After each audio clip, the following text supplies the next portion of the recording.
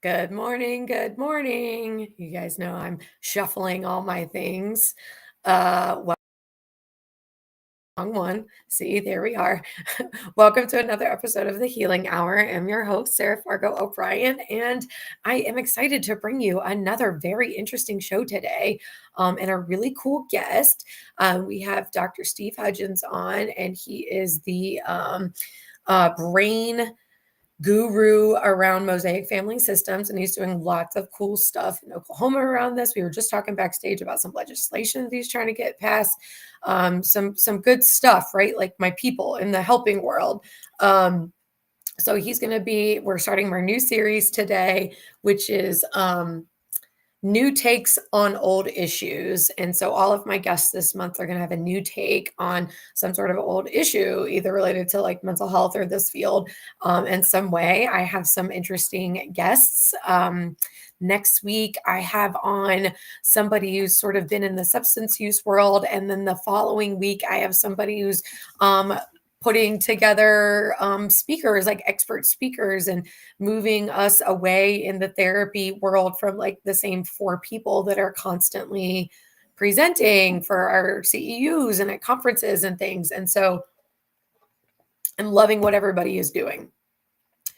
All right, we're on okay, if you're in the chat, let me know.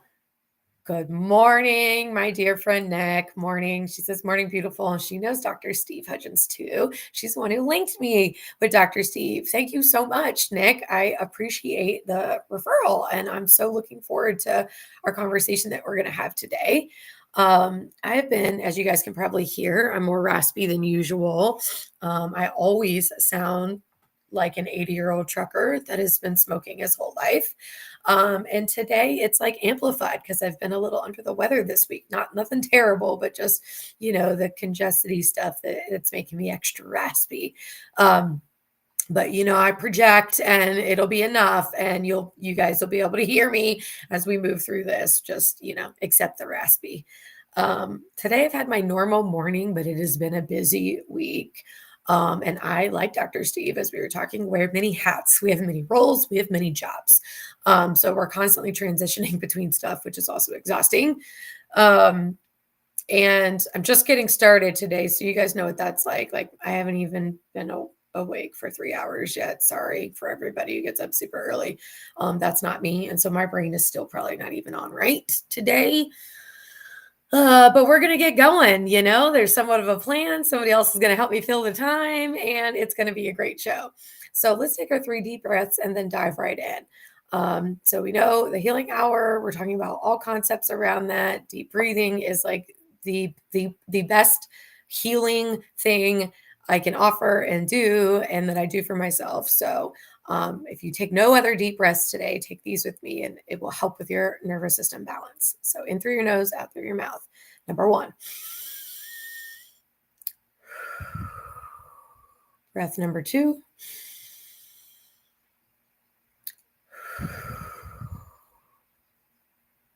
And breath number 3.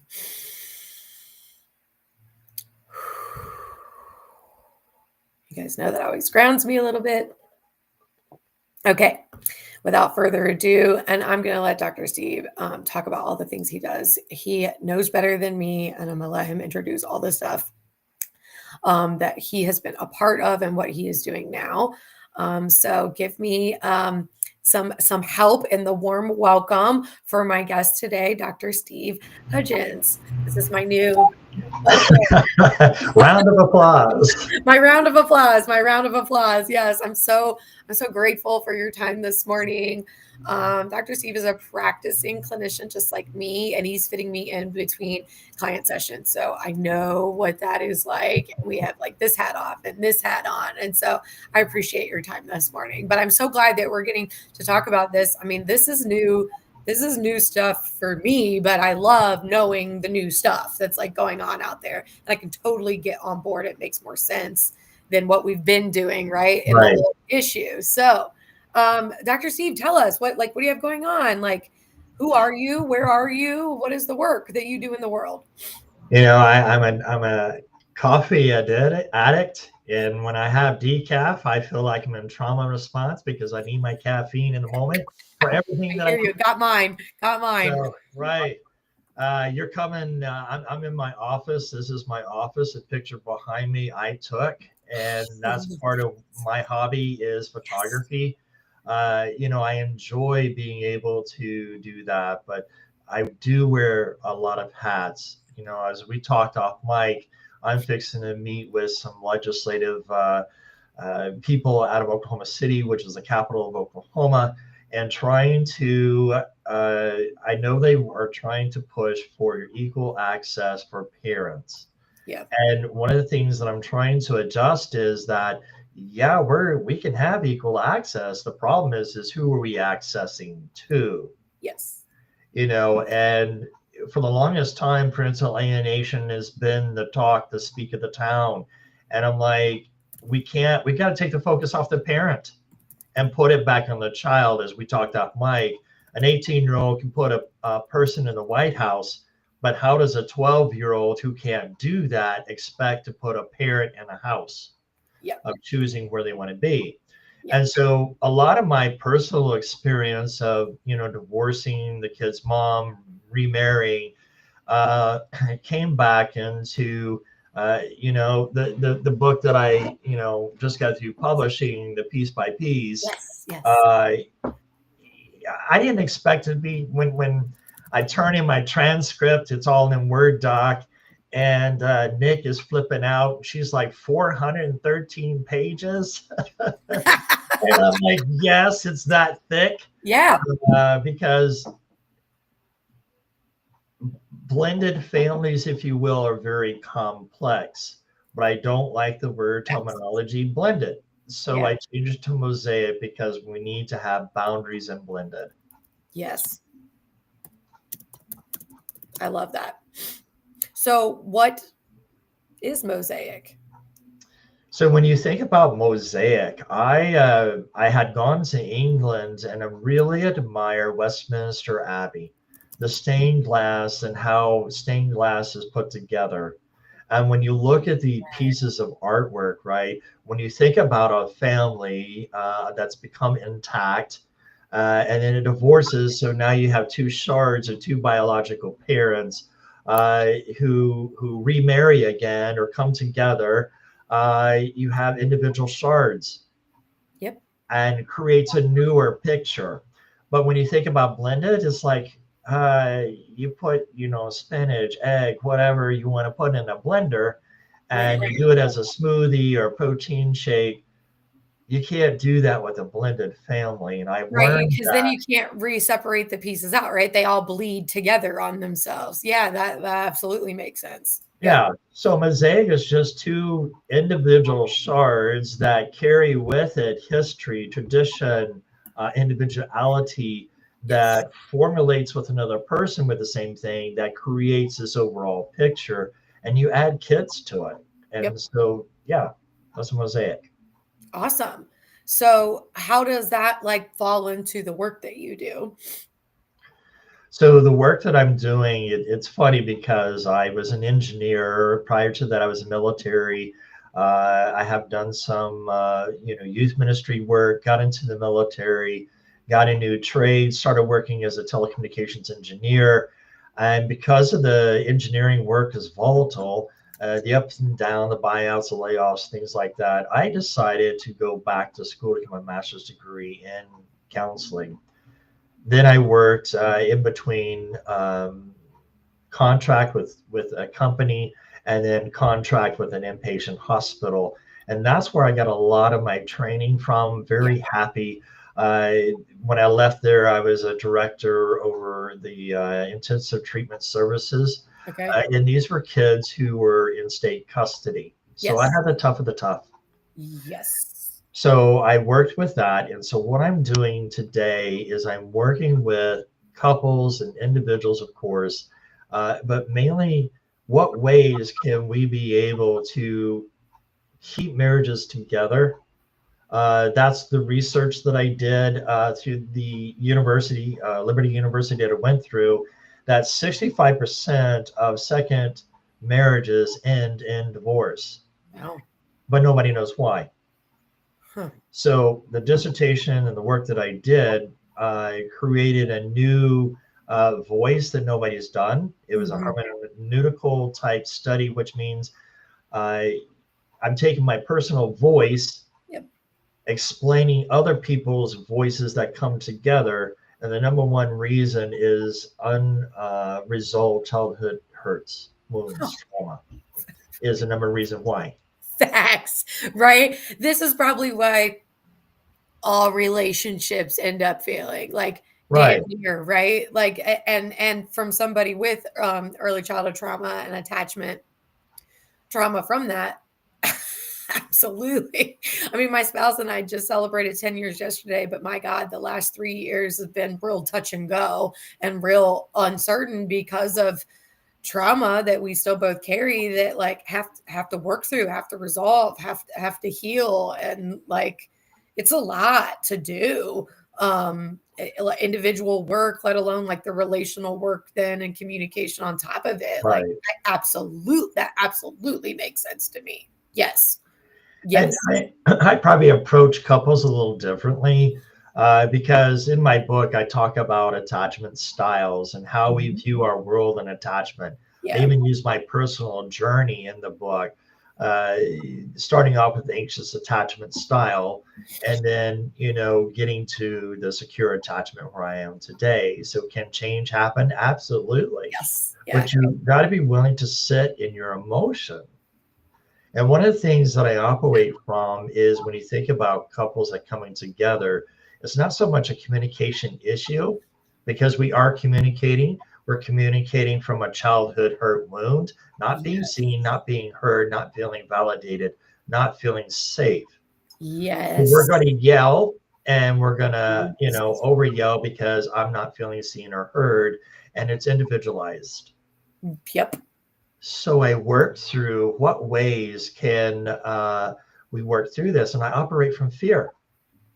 Yeah. If you Absolutely. really think about Yeah. all the relationships, everything we deal with is based upon fear, Yeah.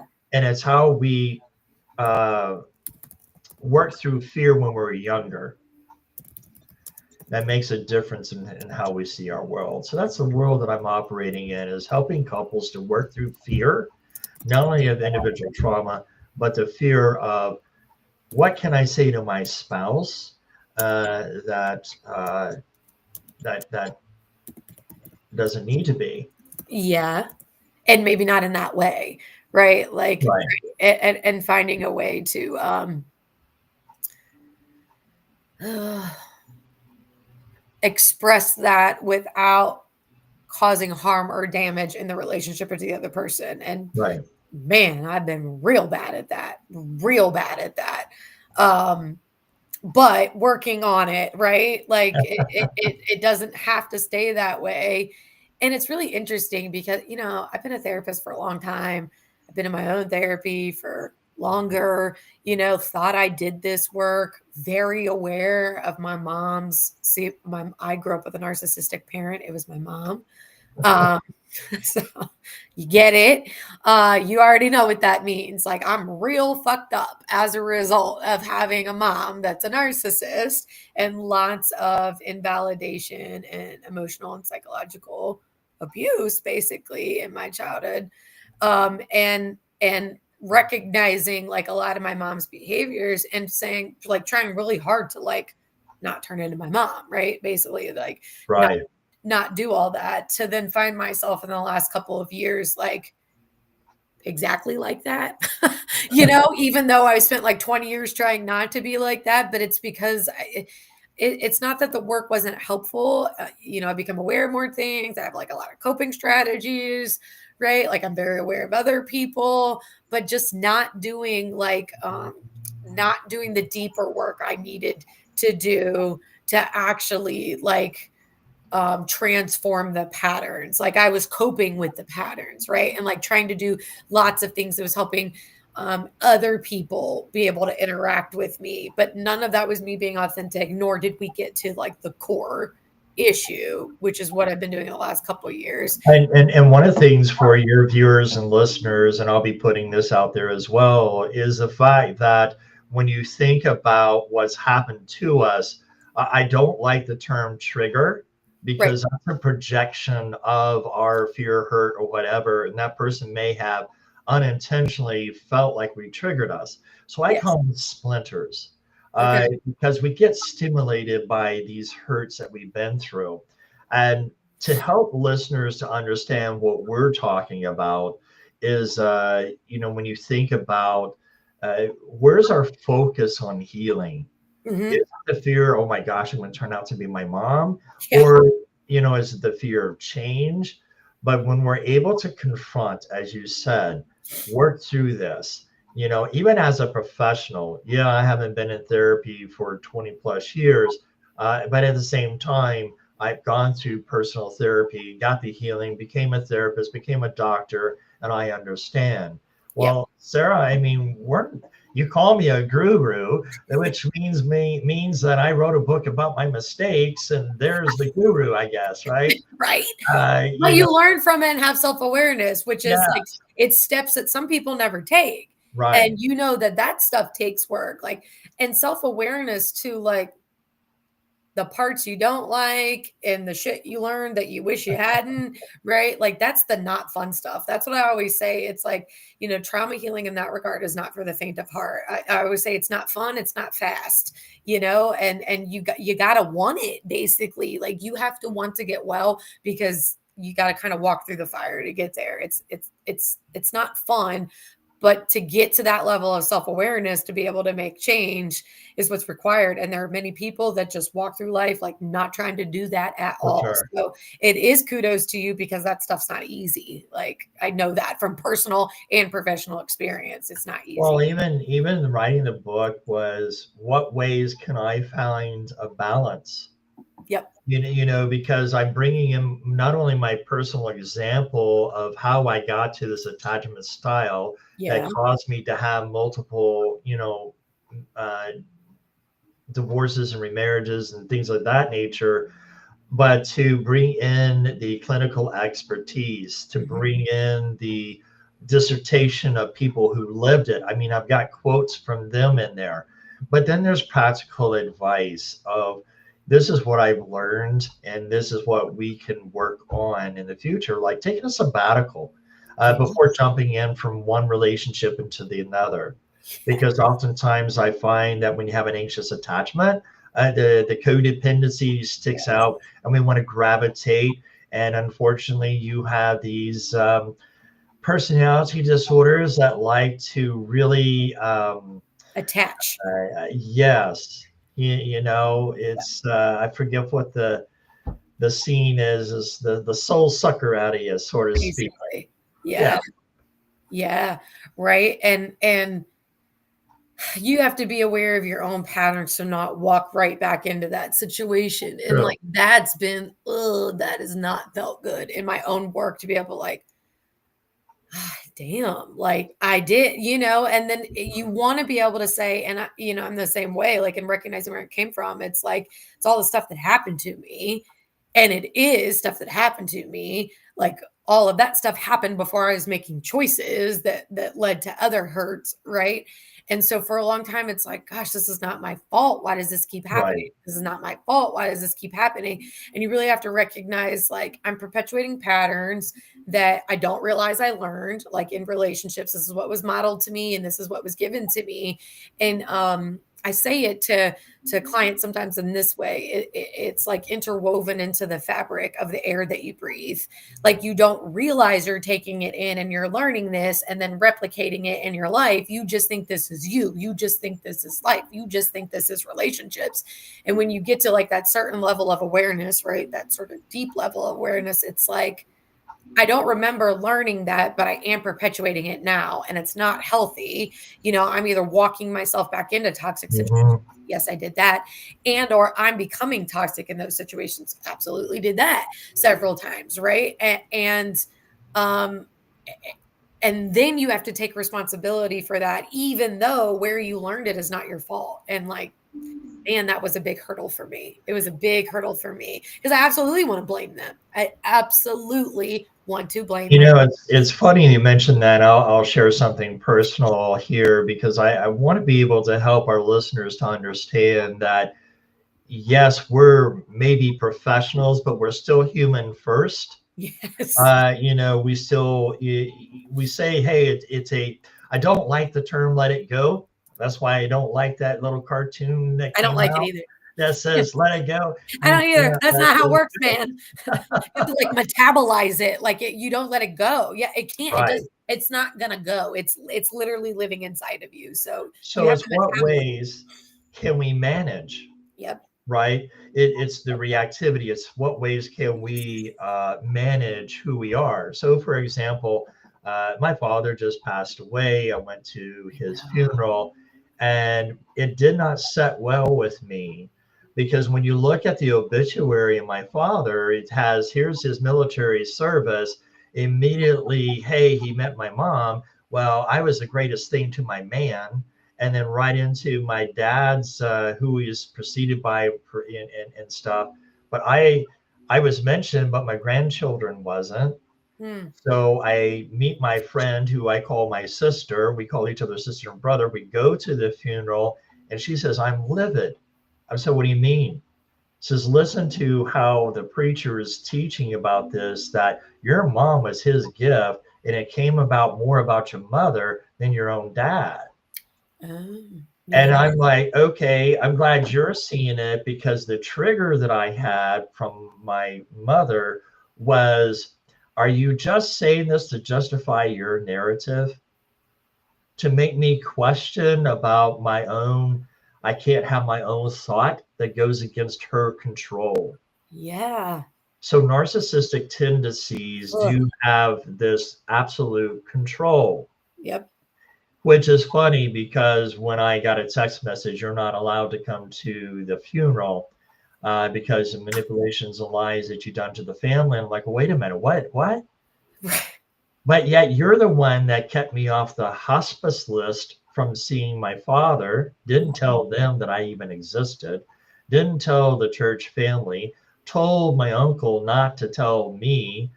You were going to be told sooner than this. These are the things that we face that's oftentimes that we tend to question. Yes. And that's the reason why when I look at blended families or mosaic families, it's where do we put boundaries into place that we own what we own, Yep. they need to own what they own Yep. despite their narrative. And that's where true healing comes into play Yeah. is because oftentimes personality disorders have the tendency to guilt trip and traumatize you and putting shame in that you can't think on your own. Mm-hmm. So it's that self-evaluation of that you're enough. And that's why I Constantly. look at Mosaic is you still carry color. You still Yeah. carry your emotions. Yes, you've never been validated, but guess what? You have come to an age now that you can validate yourself. That's Is right. what are you telling that little boy, that little girl inside you that Yep. you are enough? Right. And man, is that like a hard message to believe, like when it's never been true, right? And even though you're telling yourself that now, it's one of those things that's hard to absorb.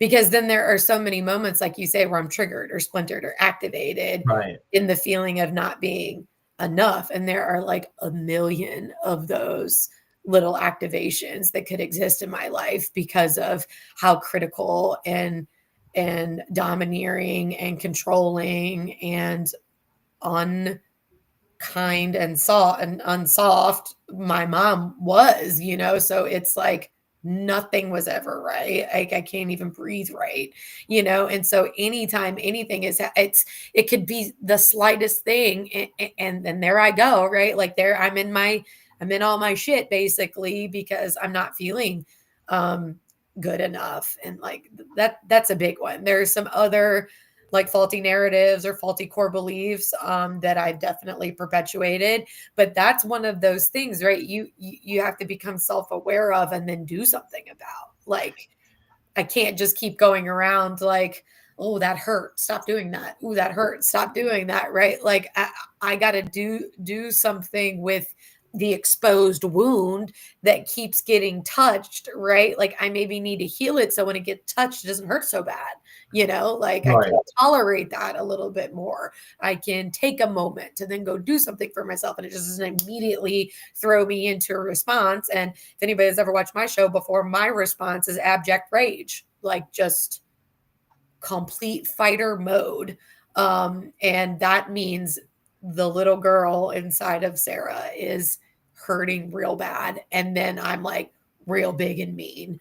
And And I've had to see that too. Like people have it's like, you're just tough. aggressive and you're intense. And it's like, I'm traumatized. Like that's what that is. And it just took a really long time to realize it, right? Because there's no sense that I should ever be standing up to anybody, a grown man, and screaming in his face. But it's like that protector in me, that's what she doing, and it's like I have to be in that trigger activated response to behave like that. Otherwise, I'd probably be terrified to behave like that. Well, when you think about the trauma response, one of the things I've learned is military. You can't sit there and eat a bunch of junk food and not exercise. They want you staying fit. Right. But you get out of the military and oh my gosh, I don't look like I was in my 20s anymore. Old age tends to gravitate some things, and you get this uh, muffin top, if you want to call it. Right. You're not your six pack anymore, and so it's that type of thing. You have a trauma response. The question is what are you doing to exercise the pushback to say I am enough? And Yeah. one of the things, that's the reason why I wrote Piece by Piece, was the fact that writing is a journey. Hmm. Writing is powerful, it's healing, it's releasing. One of the things that I do I with my agree with you. clients when they're stuck is I have them write a letter, Right. read it out loud to me, and I become that voice of that person. Yep. We go outside, we burn the letter, Yeah. and it's astronomical of them saying, you know what, that was so relieving for me Yeah. because we thought it, we processed, we wrote it, we Right. said it out loud, and we burned it as complete. Exactly, right? Which is almost like, I guess, like completing the stress cycle then too. Yes. Like you go through the whole thing and you also like get it out of you, right? Like then it's not just like festering inside of you. I call those no send letters. I do them with my clients too. Kind of funny. Yeah. And Right. I think a therapist did it with me back in the day. My mom died. What year is this? 14 years ago of Parkinson's disease. Mm, And I had to do a lot of work around that. I had a real bad relationship with my mom, did not really care that she was dying, but was having my own personal issue with what happens if I go to my own mom's funeral and I don't cry. Like that was like my whole hang up. It was sort of like, what are other people going to think of me? But I've had a bad relationship with my mom my whole life. And so me going to therapy to deal with that at that time helped me get to the place. And actually what I was able to do was write a letter about basically all the hurt. And mm. it was unfortunate. Like it was a time in my mom's disease where she couldn't really talk anymore, but she could understand everything that you were saying. And she was in hospice. And I made like my boyfriend at the time, my dad, everybody leave the room. And I sat there with my mom and I read her the letter. Like I read it to her. She cried. She didn't say anything. She cried. I cried.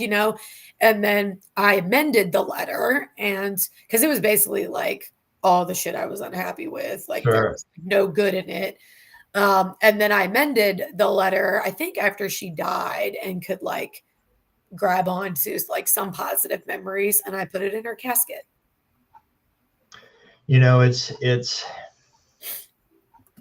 part of the power of healing is releasing thought. Our thoughts, research has shown that our thoughts are so powerful that it can turn on the DNA gene of cancer.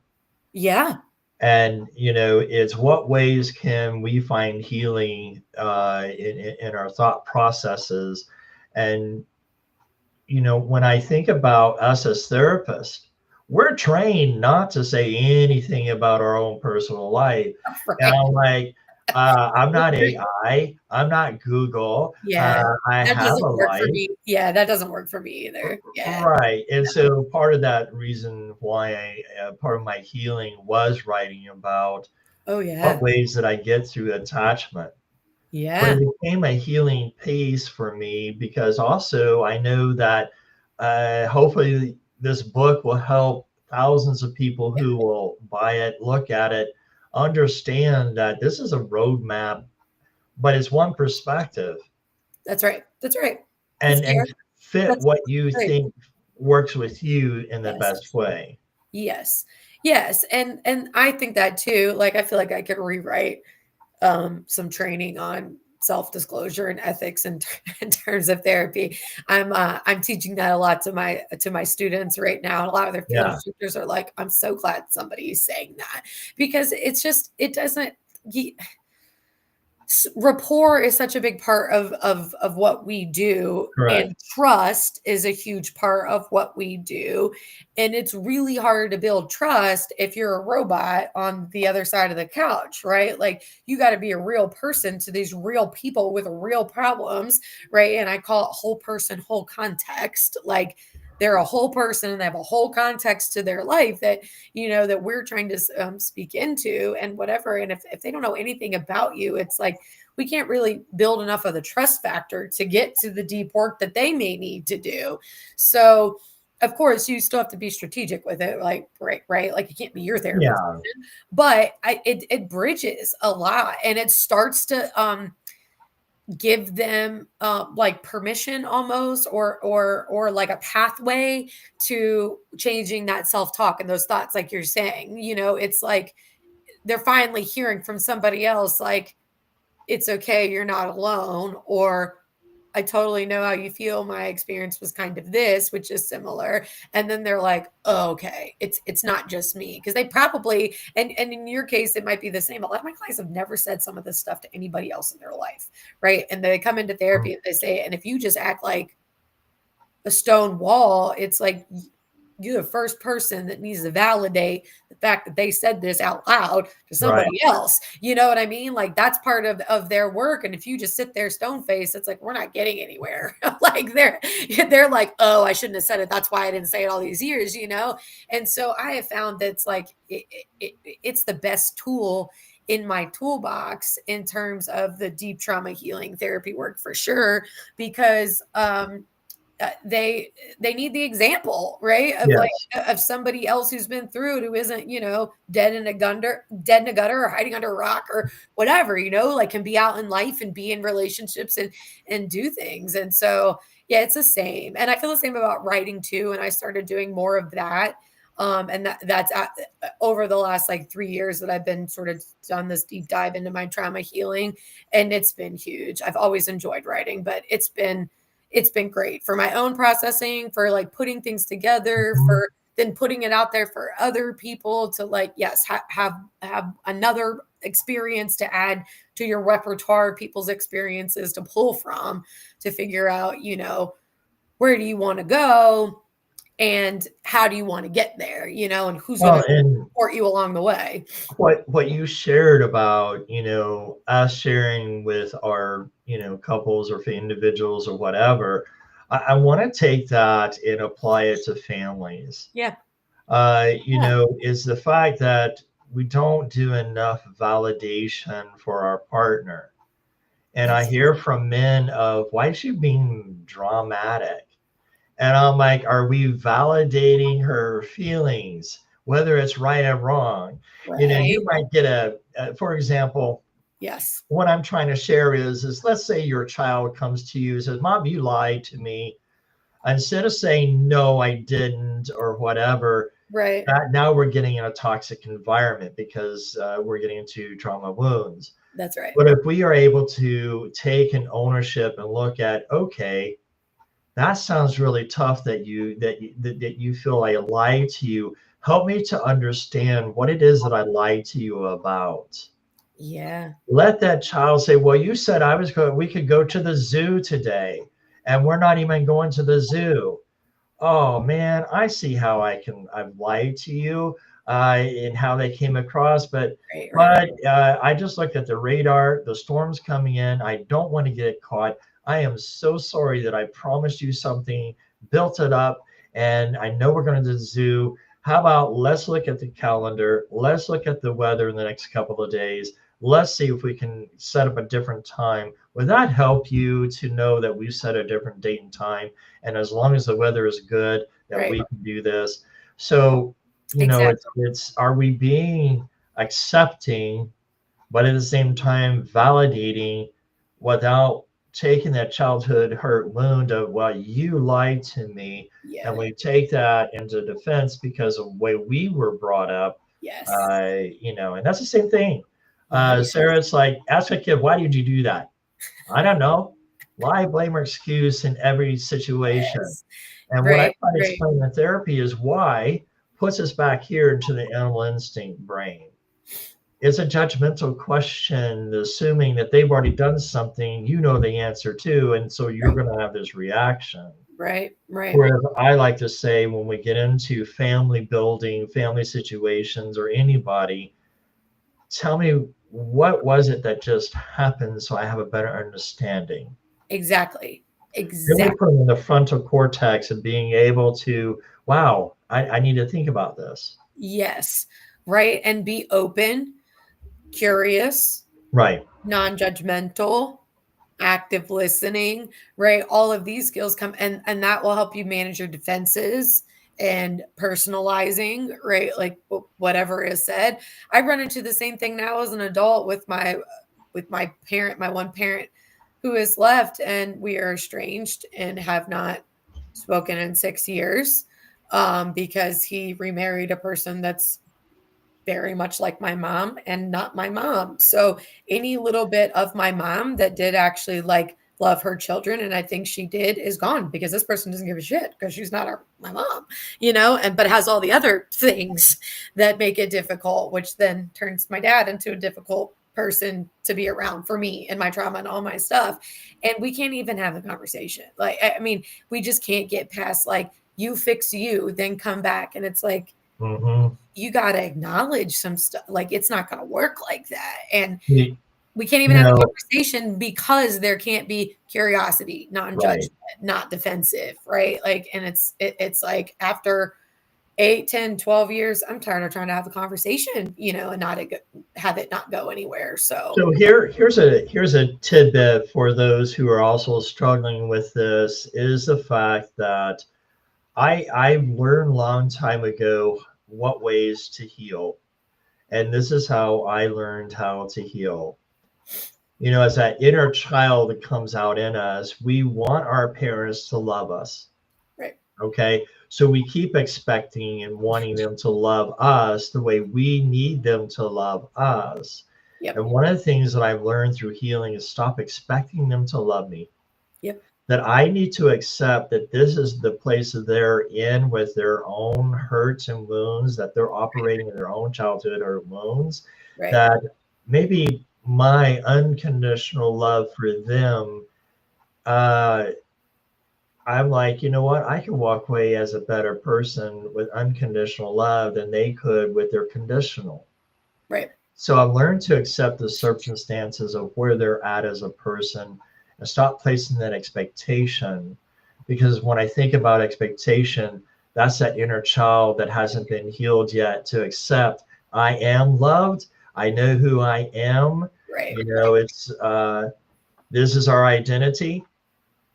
These are should be our boundaries or what I call threshold of what we're going to allow or not.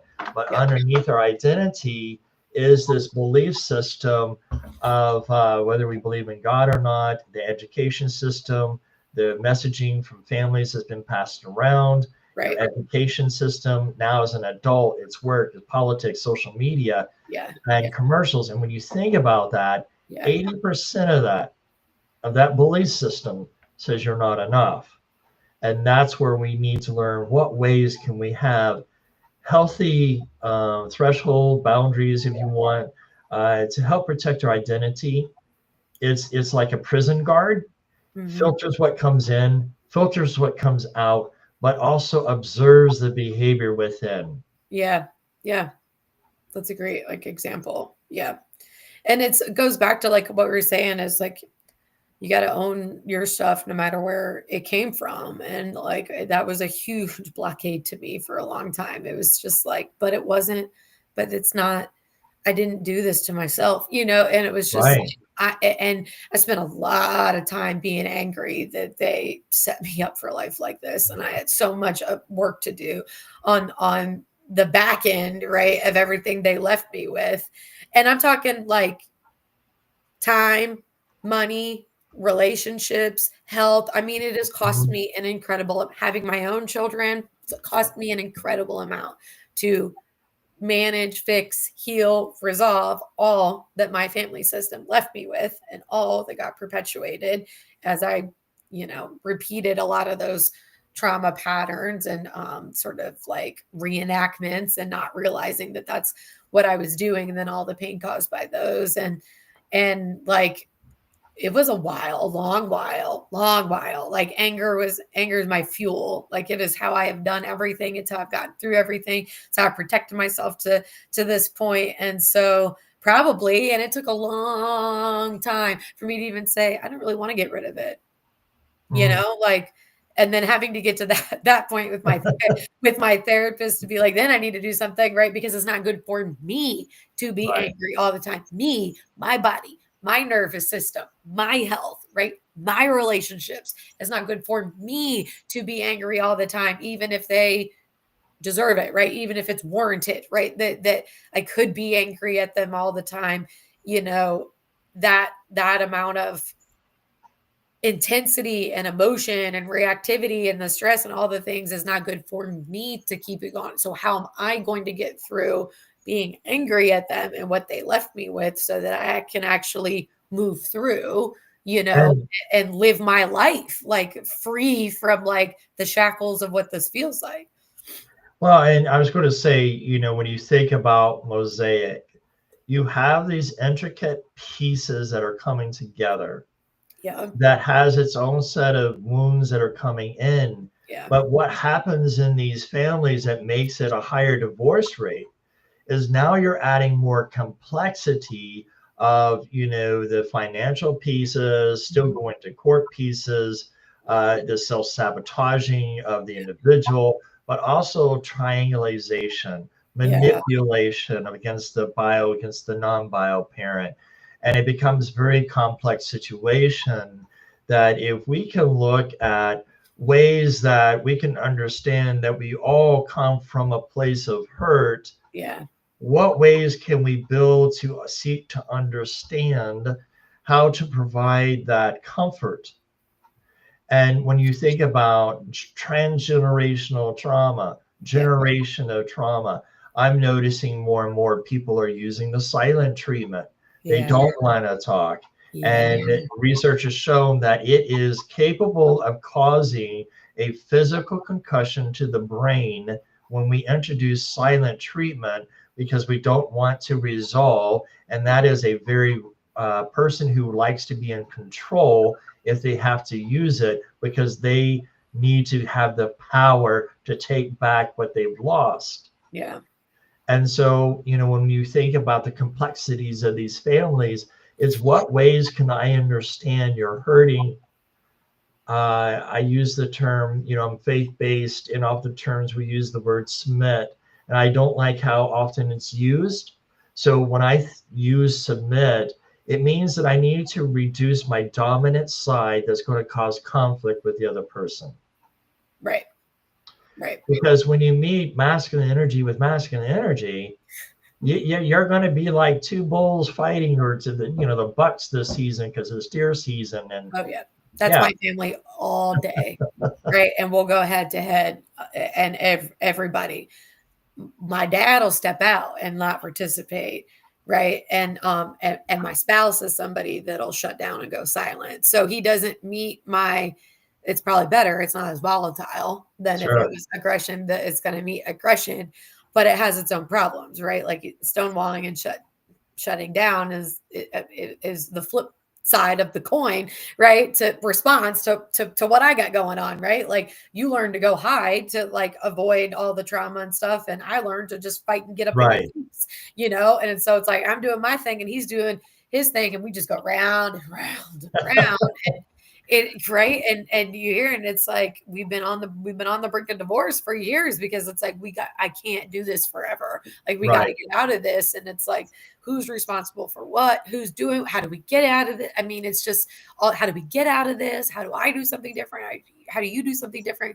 How do we interact differently? Where do we start? Like, I mean, it's hella work. And what I've said to my spouse is like, I can almost see why people get divorced, especially when they have kids, because who has time to do that much individual and relationship work? Like when you're Mm. a parent, I can almost see it's just like it's easier to just get divorced and try to do the work there because we just got so much other stuff going on because the amount of energy and work it has taken, there's no way I could have been raising little humans at the same time. It's interesting you bring this up because when I think about what we need to put on our relationship is a stop signal.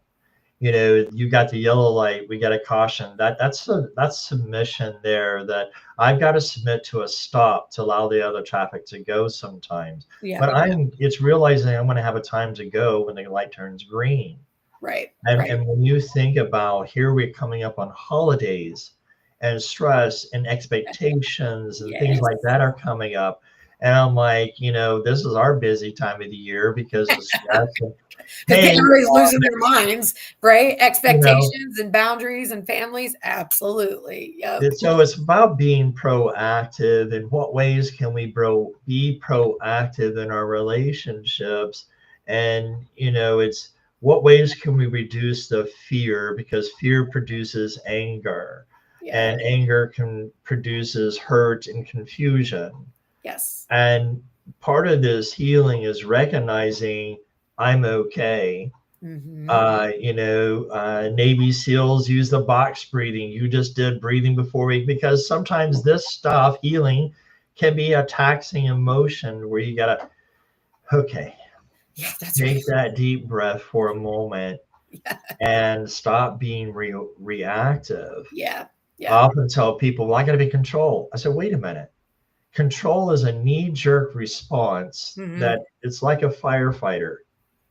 The bell goes off, slides down the pole, gets in the truck, rushes to put the fire out. That's not controlling.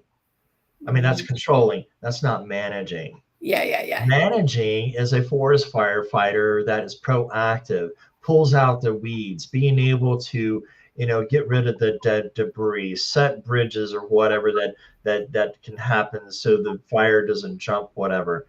That is management. Yeah. So when we think about, do we want to manage our life, or do we want to keep controlling it, which becomes exhausting because you don't get a break? Basically. And what you say there, right? Like in the controlling is a go, go, go. I don't stop to think. The firefighter doesn't Right, stop to think. I do this. The alarm goes off. I go down the pole. I get on the thing. I go in, and then you do it. You don't stop and think about it. You don't stop to feel it, right. right? Like it's do. I'm in do mode. And yeah, you can't heal in do mode because you can't see anything else either. Like you're just it's just one foot in front of the other. But yeah, to manage something, you also have to, like, in your analogy is great there. To manage something, you have to pay him back and see the big picture. Hey, where's it going? I need to like pull this out, like you said, and like stop over here. We need to like put something over here to kind of contain it, which means it means sort of two things. One, you got to be able to pan out and see the big picture, and then two, drop into yourself and figure out what's going to work there, right? And if we keep with that analogy, right, of like of a spreading fire, the dropping into yourself to know it's going to work is having tried this before, or I know this tactic and this tactic and Right. this tactic, let me choose one to use here, see how it works, make an adjustment if it doesn't work, because I still need to contain it, right? So it's like, okay, I pull the weeds and I do the stuff from this side. Okay, that didn't work though, but I still need to contain it on this side. I gotta do something else. I gotta use something else. So now we're gonna have to go over there and I don't know, like flood Well, it or something like that, right? So it's also like I got to see the picture. I got to try something. Then I got to see how it works. Then I maybe got to go back in, again. And I think that a lot of times that big picture and then dropping back into yourself is not easy for Well, folks. it's even like a controlled fire ban. It's okay to have small fires, but are we managing that fire so it doesn't get out of hand? Right. Yeah. Timing is important because you don't want to do Right. like a controlled fire when the wind's blowing at 60 miles an hour. Then it's really going to get out of. But here's the thing: we have been programmed, propaganda, whatever you want to call it, into reactionary. AI is coming into the picture, and automatically we assume, oh, yep, that's factual, that's truth. When I just had a conversation with ChatGPT the other day because I want a philosophical way that you cannot think without human biasness. Yes, I can. No, you can't. Humans created you. You have some type of human biasness. Doesn't matter. We all have a human touch. And Yes. still, ChatGPT is still trying to argue with me. And finally, it conceded to me, which I was shocked at through the philosophy. And Right. he says, "Well, a hammer." And I'm like, "Wait a minute. Your logical use of a hammer doesn't make sense because you are trained with data. A hammer does not. So how is this is illogical?" Right. So try to philosophical ways of arguing with ChatGPT. It's interesting. Right. And that's the thing that also people aren't like, that's a whole other side, me and Oh, AI. for sure. But like that's what people also aren't recognizing. Like it's not objective, folks. And Mm, no, when you see a human therapist, they're not objective either. I mean, that's impossible. Like I'm a human with my own experiences. Although a lot of our training helps us um try to take it out of the room so it's not impacting somebody else for sure. as much as we can. Like it's impossible, right? Like to not. And so that's just a misconception. You can't assume that it's like objective. It's not. Like it had to have input from somewhere, right? Just like Well, we all have input from somewhere. therapy only works when you're being honest with yourself and with that therapist. Okay. Oh, We can smell BS.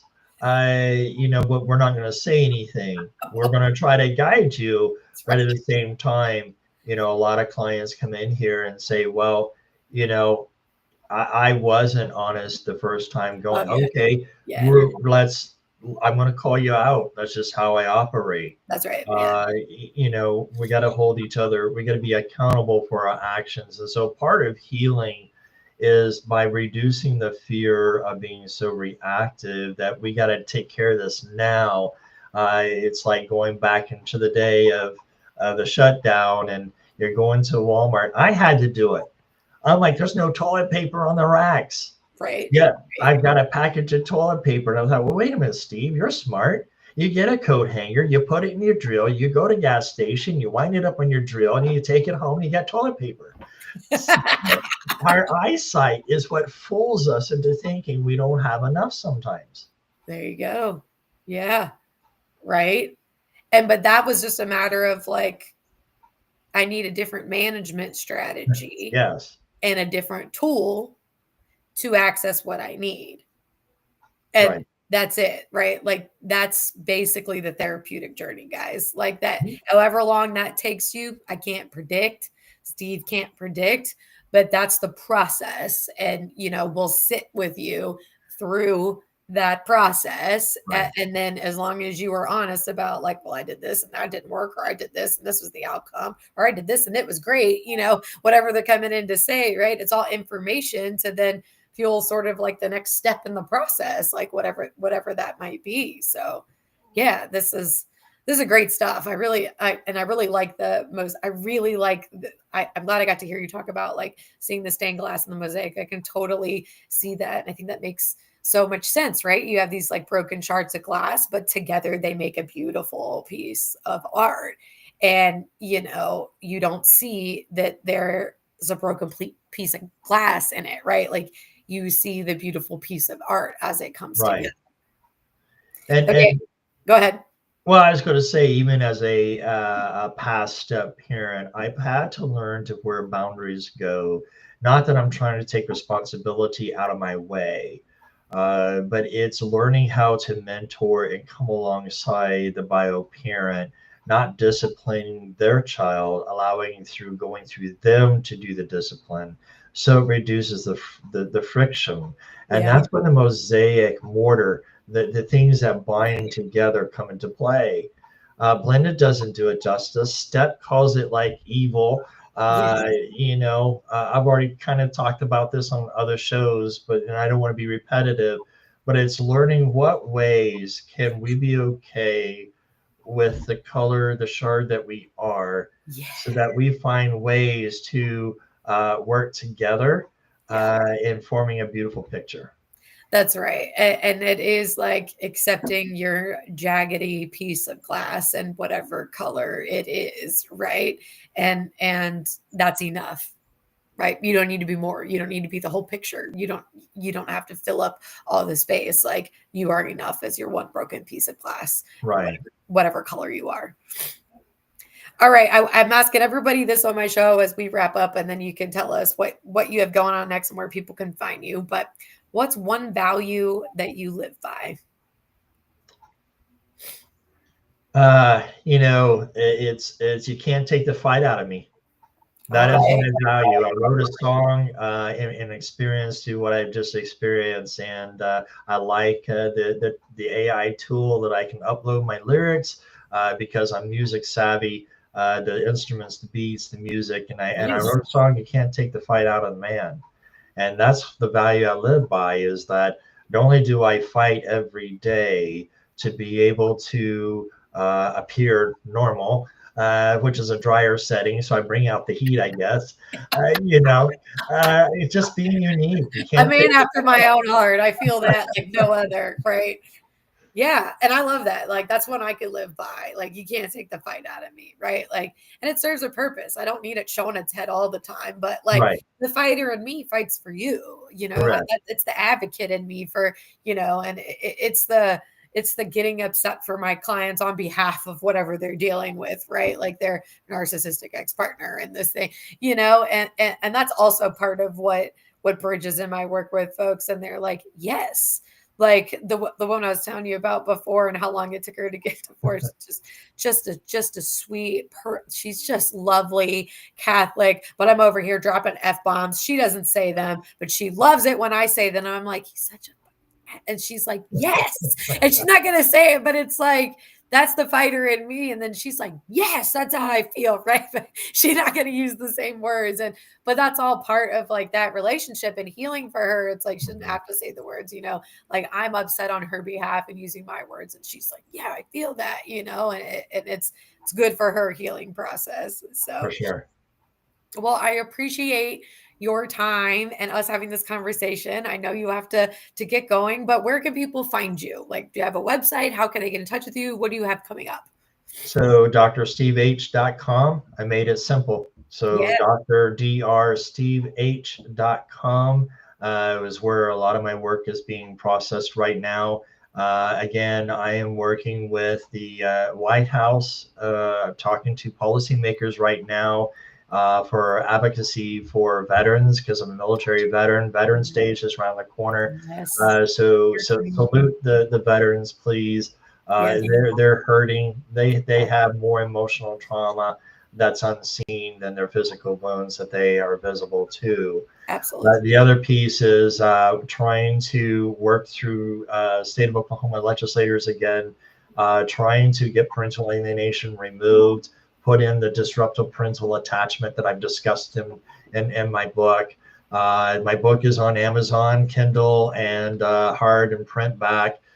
Yes, I did design this cover thanks to background with social media when I went through my bachelor's. So Awesome. I'm I'm just a jack of all I trades, hear you.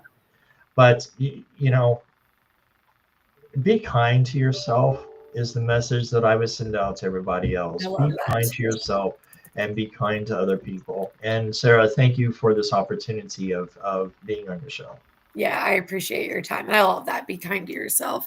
I piggyback off of that and say have self-compassion, right? Like Right, be easy on yourself. Like everybody going through something or been through something they're trying to get to the other side of. So for sure.